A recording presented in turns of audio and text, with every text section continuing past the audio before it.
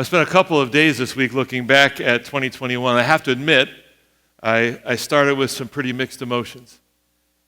Like many of you, I'm a bit done with politics and divisiveness and cancel culture and all those things of life. And there are times of me when I'm just want to be done with COVID. Are you with me? I'm just done with the impact on our life and on our Christmas, and especially with my son as an infectious disease doc, and numbers are on the rise, and hospitals are gearing up for another sort of overflowing.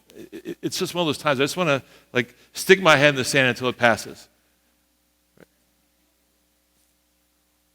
But that's not God's way. For God, He always has a plan. And the plan is to deal with sin and death, and sin and death don't win. We just celebrated Christmas, that Jesus is born, and God actually comes into this sinful messiness.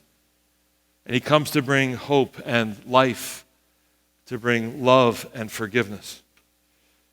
For God, He always points us back to Jesus. So when I was a kid, you remember this, it was weddings or birthdays or Thanksgivings or holidays when you brought the good stuff. You remember this? The good china and the crystal, and you had to polish all the silver. Remember that?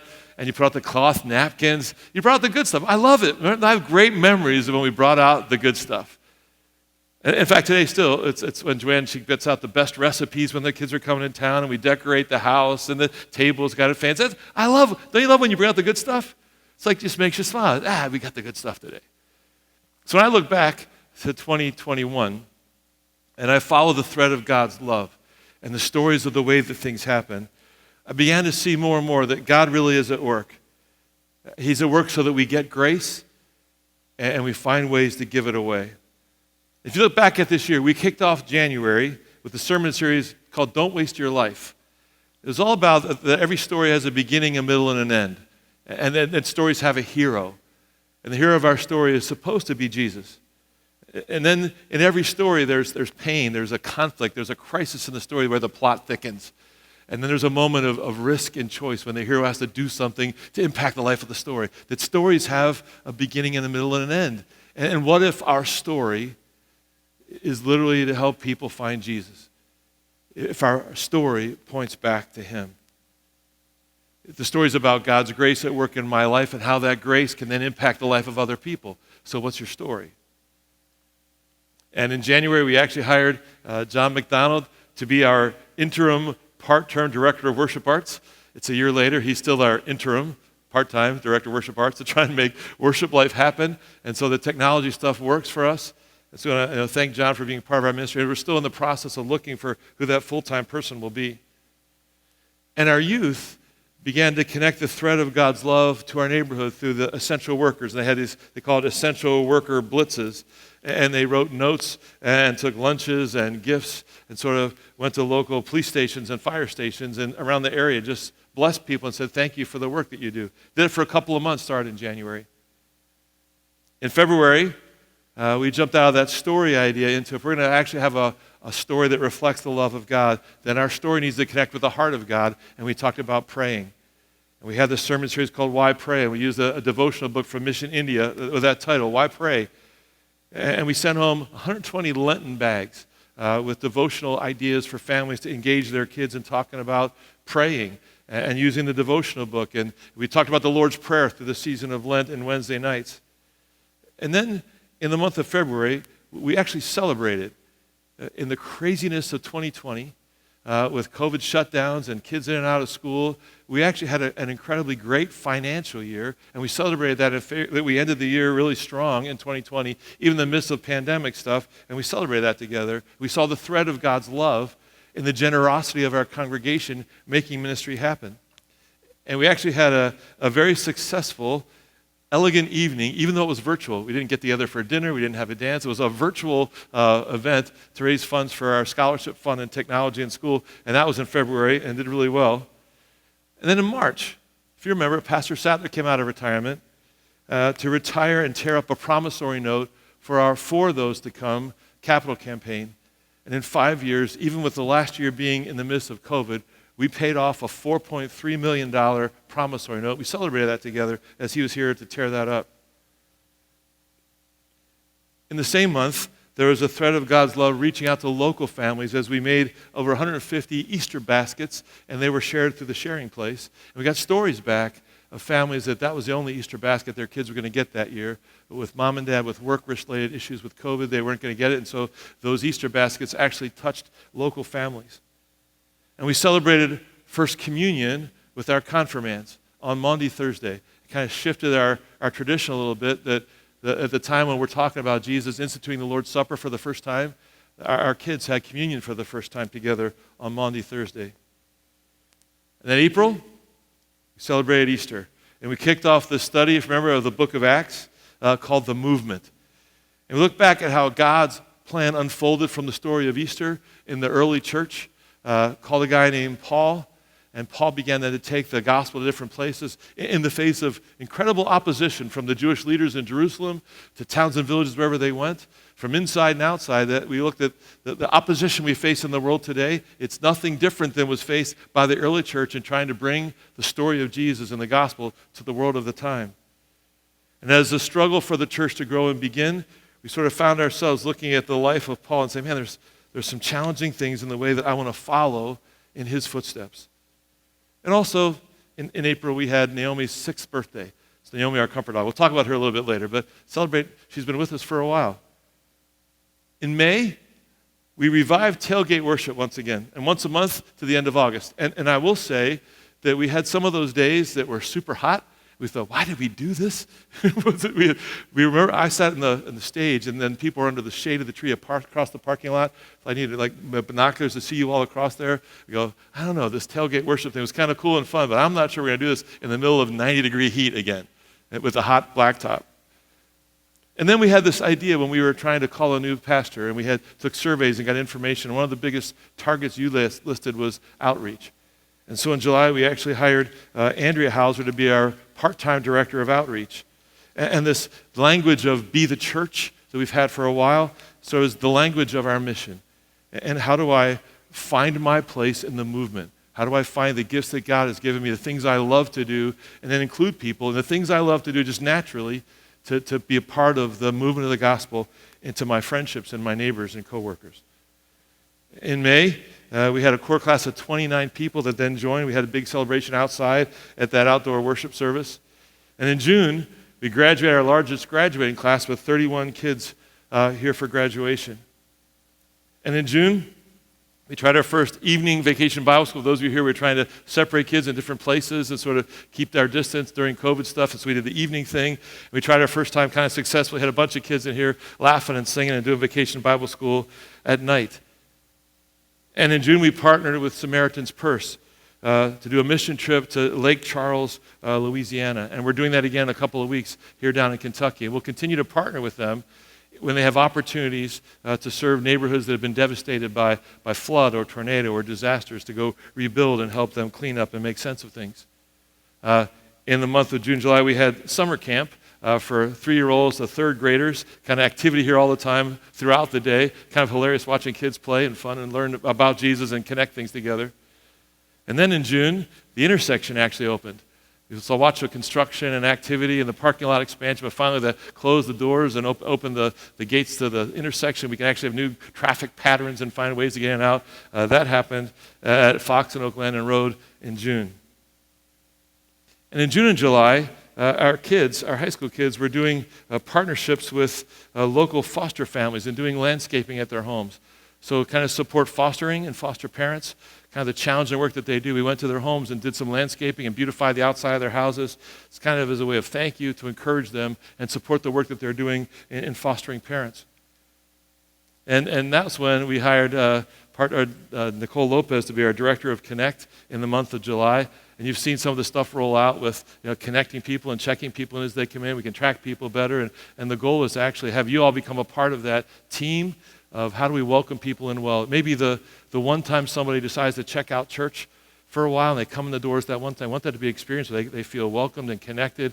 And we do a great job of then helping them find a place into the life of the church with other people and small groups or connections. So we kind of hired Nicole to help us lead in that area.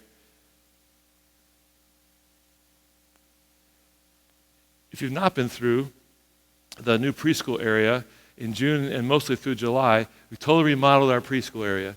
Turned it from 3 rooms into 4 rooms, put a new door in the hallway, put all new furnishings inside there. So it's one of our biggest front door activities is our preschool, where parents come in the neighborhood and sort of check out what's happening here. And it's a great way for us to find a way to connect to families in our neighborhood. So that was all revamped, gearing up for the start of school in August. And then in August, we opened school. We had our largest attendance ever. Over 515 students were enrolled in school as we started this year of school. And Be the Church workshops began. And if you haven't gone to one yet, I'll encourage you to do that. The idea is, how do I look to my life and the things that I love to do, and how can I just do the things I love to do and invite people to join me and use that as an opportunity just to talk about my life and my faith and how I connect the two things together in sort of a way that's natural to who you are. We kicked off a ministry fair in August, or a new ministry year with the Life Together sermon series, and talked about how do we connect to each other, do life together in small groups, and have people that hold me accountable, people I get to know, friendships that I build. I get to know more people than just on Sunday morning what's happening, but what's going on in your life, and how can I be praying for you? How can I be supporting you and challenging you? And we started off with 25 new small group leaders then in August. In September and October, Pastor Dan had a new set of values, kind of renewed our values with the sermon series called The Non-Negotiables. What are the things that we actually hold to help define the choices that we make and the kind of ministry we want to become and the things we want to do? In October, we had our first music and movement with little kids. And by the way, if you want to see adorable, it's like kids shaking instruments and banging, sticking dances around. It's adorable. So music and movement for little kids, a free, open opportunity for local families to come and experience sort of their kids being musical and learning how to move to music and stuff together. We also, in October, had our college Sunday. Remember, we all kind of wore our college bling, and we set out in the crossing, so the name of all the kids that are off in college, and we could write notes to them and support them. College kids have had a tough kind of couple of years. It's not the normal college experience with COVID. Some of their classes have been virtual in a way. They couldn't go out and do things like normal college experience does. And it's also a time in life when they're challenged to really pull away from their connection to church and faith. So we want to try and find ways, in an ongoing way, to grow our connection to college students while they're away and support them in their faith and life. We held confirmation at the end of that month in October on Reformation Sunday, on the day when we celebrate that there was this guy named Martin Luther who took a stand and said, "Here I stand, this is my faith, this is what I believe." It's a great day for young people to say, "This is my faith, I am a Christian." So we had confirmation in both traditional and modern services on Reformation Sunday. In November, we had a sermon series called Blessed to be a Blessing, and talked about how as love of God flows into us, how can it overflow so our life then pours into the life of other people, and the grace and forgiveness we know about in Jesus finds its way to impact the life of those around us, to overflow.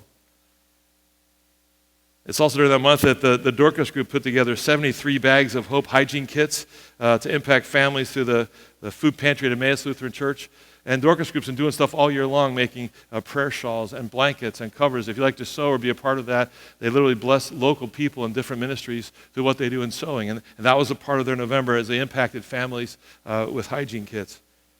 And we partnered with Operation Christmas Child October and then into November, gathered over 300 boxes for kids around the world to take the gospel to different places so they could celebrate Christmas together in different parts of the world. And the crazy thing with our school, we had our walk-a-thon in that month and raised over $36,000 with the kids walking through the neighborhood. So it's kind of this fun day of kids walking around the parking lot and music being played, and they're able to kind of celebrate that impact of the life of our school together.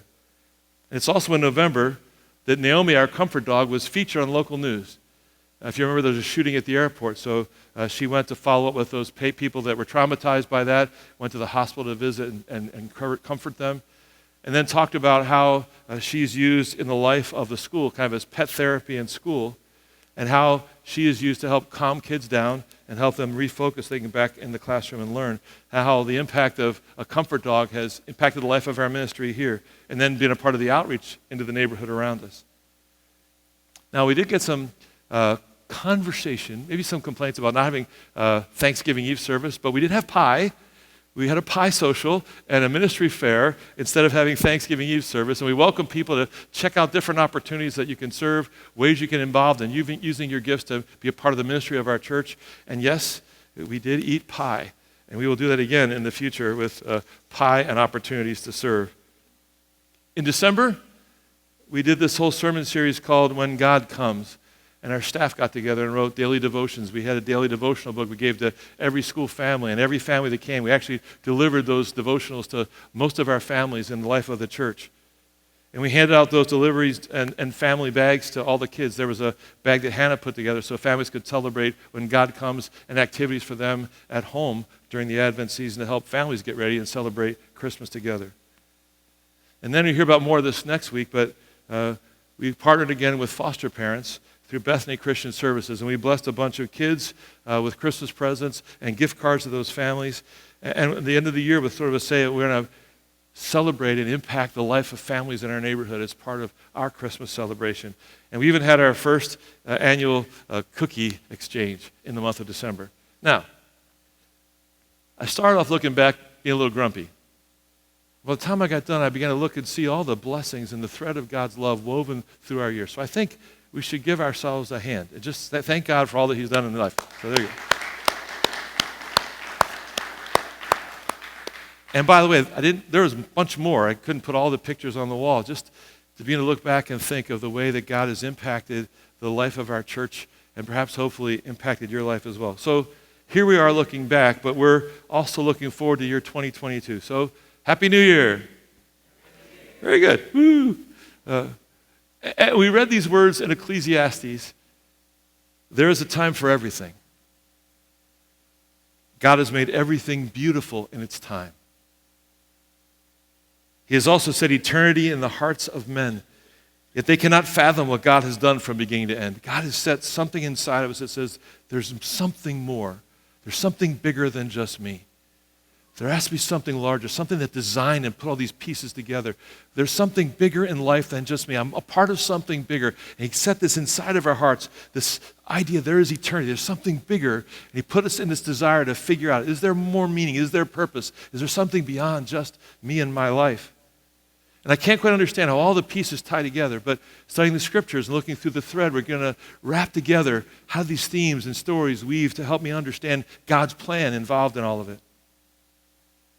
Then we read, I know that there is nothing better for men than to be happy and do good while they live. That everyone may eat and drink and find satisfaction in all his toil. This is the gift of God. Be happy and do good. Great words to start the beginning of a year. Sounds simple, but I think they're more challenging to kick off a year and say, be happy, do good. Because for me, one of the things that has strengthened my faith over the years has been to look at the story of the Bible and look at how God weaves themes and prophecies and concepts and ideas all together, written over 1,500 years by a bunch of different people in different situations in life in different time periods. But the thread of these themes sort of find their way through that say God's saying there's something bigger going on in the story that points people to Jesus. And there are third-day stories as one of those themes. That the third-day stories are woven throughout the whole Bible, different stories, different places. On the third day this happens, all to basically say there is a third day, this Easter Sunday, that literally changes the course of human history. That watching Jesus gets us to the third day, and when Jesus rose from the dead, He proved He was the Son of God. He proved sins are forgiven. He proved that there is hope for us. That the third day, God says, this day of resurrection, the day of Easter, is the most critical day in our identity as the people of God. But He wove these third day stories along the way to point to that. And one of those third day stories reminds me of these words of Ecclesiastes. That everyone may eat and drink and find satisfaction. Here's the third day story that I thought of. It's in John chapter 2. It starts off with, on the third day, a wedding took place at Cana in Galilee. Jesus' mother was there, and Jesus and His disciples had also been invited to the wedding. When the wine was gone, Jesus' mother said to Him, they have no more wine. Woman, why do you involve me? Jesus replied, my hour is not yet come. His mother said to His servants, do whatever He tells you. I love that. Mary said to the servants, do whatever He tells you. She expected Him to do something about the wine problem. Just as God expects us to do something with the faith and the grace and the forgiveness that we've been given. This is Jesus' first miracle, and he turned water into wine. That's the story. These big jugs, remember? And he turns water into wine. He takes the wine. They take the wine out of the jug to the steward of the wedding, and he comments. Remember? Usually people give the good wine at the beginning. Then when they've had a few drinks too much, they don't care what, they'll just drink anything. And the steward says, but you saved the best wine for last. You saved the good stuff for last. That Jesus gave them the good stuff. He gave them the best wine. So I wonder as we head into 2020, if we dedicated ourselves to following Jesus' lead and giving the good stuff, giving nothing but our best. Here's why. Because people have generally stepped away from the life of the church. They don't look to the church as sort of the place of answers. They don't take the church seriously. Way too many people allow their time and their energies to be devoted, their affections focused on their vocation or the pursuit of money or power or getting stuff or the pursuit of happiness. And they think that's the good stuff. But we kind of know better. We're the people who sing Easter songs at funerals, that there's life in the face of death. We're the people who understand that when I mess up and I feel this deep sense of shame, that I have a God who says, I will take that off of you. I will forgive you. You can let this go. Put it behind you. We have a God who speaks hope when things feel and look hopeless. We have a God who says, I will love you even when you are at your most unlovable. We know the good stuff is more than just the things. We know the good stuff is this relationship I have with God in this sense of peace, the words of the Advent, peace and hope and joy and love, that those come from a relationship with Jesus. So what good stuff has God put inside of me that I can use to change the world's perspective of God's people, to help people see Jesus for who he really is? What good stuff has God put inside of the way that you see the world and the way that you think? Your talents and gifts and abilities. What good stuff do you have that God says, I want to leverage that and use it to make a difference in the world? So when I was at the seminary, I worked at this place. It was an antique store. And there were these two old folks, and they were pretty much curmudgeons and very sort of in their own little way. And they had collections of antiques. His parents and her parents had gone to Europe, like Louis XIV actual stuff, and it was upstairs. So they had this antique store, and all the good stuff was upstairs. And almost nobody ever went up there. Only people that preferred customers that they liked, let's go see the good stuff. Now, I had to go up there because I had this sort of stuff. I had to treat the wood and keep it lasting and polish everything. So I got to see the good stuff a couple times a year. They would only hire seminarians. They didn't trust anybody else. So, yeah. So I polished the stuff and think, isn't it sad? These are these beautiful works of art, pieces of furniture that no one ever saw. The good stuff was just upstairs where nobody could get to it. And so I wonder what you're waiting for. I wonder what they're waiting for. That they were getting old. They weren't going to be around much longer. They had no children. Who's going to get the good stuff? Who's going to ever see the good stuff? Where's it going to go? So I think people need to know that they are loved and cared for. They need to know the good stuff. And we can't just keep it hidden upstairs. Because here's the kicker. In God's eyes, you're the good stuff. In God's eyes, you are the masterpiece. In God's eyes, he said, I wove and I designed you with incredible talents and gifts that are uniquely you. And when you use them for the best, you can impact the life of other people. You can actually make a difference in this world. I want us to stand in heaven someday together and look around and say, man, I want to look back at my life and rejoice and say, I didn't waste my life. My life mattered. My story impacted the world. I leveraged the best of what I am. And I got to live in grace and give grace away every day. I lived so that people could see Jesus in me. They saw the best of me when they saw Jesus at work in me. And if the kicker is, you're the good stuff, the twist in the story is, when God doesn't get our best, he still sees us as holy. He sees us and he sees Jesus in us. He says, I'll take your sins and I'll remove them. Nothing's going to separate me from loving you. In fact, you're so precious to me. Jesus died to guarantee that nothing would separate me from loving you. I will love you, and I will be with you, and I will forgive you. And the twist of the story says, I will see you through Jesus when I see you. The world needs to see that. The world needs to see the love of Jesus at work in us. The world needs to see us at our best. But more than that, they need to see Jesus at his best at work in us. So the church's challenge for the next coming year, your challenge, mine, is bring out the good stuff. Love and joy and peace and hope. And the sense of genuine community. We gather together with fellow sinners who are broken and messed up, and we stand beside each other and say, heaven's coming and Jesus is real. And we share the peace of God and we forgive one another. We say, I will find people that will love me and forgive me and hold me accountable to make changes I need to make. I'll find a community of people who will stand alongside me and encourage me. And I'll find meaning and purpose and the power to change, the power of the Holy Spirit. Jesus said, I came into the world to change you into the best version of you, to put the sinful stuff behind. The Holy Spirit's here to change and help us let it go, to pull out the best in us. I love the fact that God says, I will not leave you the way that I found you. When you walk through the doors, I will change you. I will forgive you. I will set you free. What if we start this year and say, God, every day, every moment, I'm going to start and say, God, I'm going to give you the best that I've got. I'm going to bring out the good stuff in my life that people would see love at work in me, see grace at work in me, see forgiveness alive in me, that they would literally see Jesus in me. They'd see the good stuff. Amen?